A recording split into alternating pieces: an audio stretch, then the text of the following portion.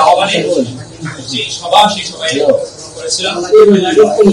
আমরা এই সভা হত্যাকারী ইসলামী ছাত্র শিবির থাকা সত্ত্বেও একটা পর্যায় পর্যন্ত অবস্থান করেছিলাম শুধুমাত্র একটা গুরুত্বপূর্ণ কনসার্নিং বিষয় থাকার কারণে এই বিষয়ে মতামতটা জানানো হচ্ছে।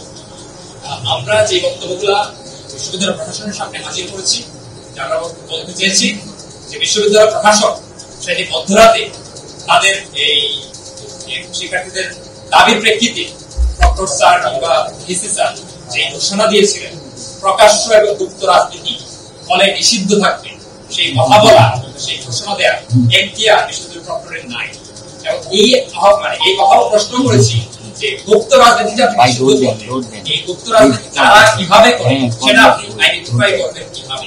যদি আপনার পদ্ধতি জানা থাকে আমাদের সবাইকে সেই ব্যাপারে জানা।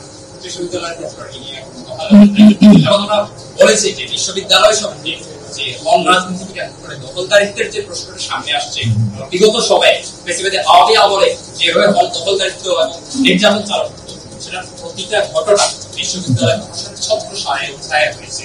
বিশ্ববিদ্যালয় প্রশাসন যখন চায় যে হল দখল হোক, সিট দখল হোক, গেস্ট রুম চালু হোক, তখন দেখা যাচ্ছে যে এই বিশ্ববিদ্যালয়ে সেই জিনিসটাই চালু হয়।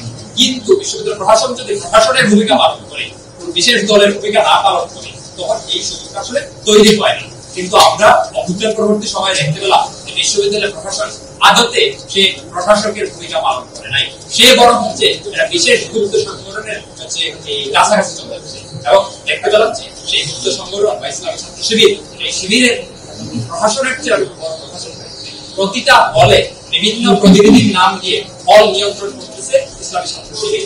সেই হল প্রতিনিধিদের সাথে বিশ্ববিদ্যালয়ের মাননীয় উপাচার্য বিভিন্ন সভা, বিভিন্ন মিটিং আয়োজন করছেন, বিশ্ববিদ্যালয়ের হল সময়ের প্রভুত তার মিটিং আসবে, প্রতিটা সিদ্ধান্ত সেই প্রতিনিধিদের দ্বারা হচ্ছে।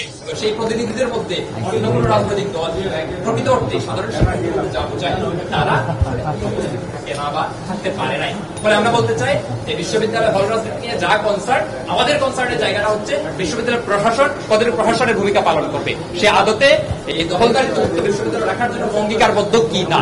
আমরা দেখতে পেয়েছি বিশ্ববিদ্যালয় প্রশাসন আসলে সেই ব্যাপারে অঙ্গীকারবদ্ধ না, বরং যারা হচ্ছে প্রকাশ্যে কথা বলতে চায় তাদেরকে দমন করার জন্যই সে আসলে নানাভাবে লিপ্ত হয়ে আছে।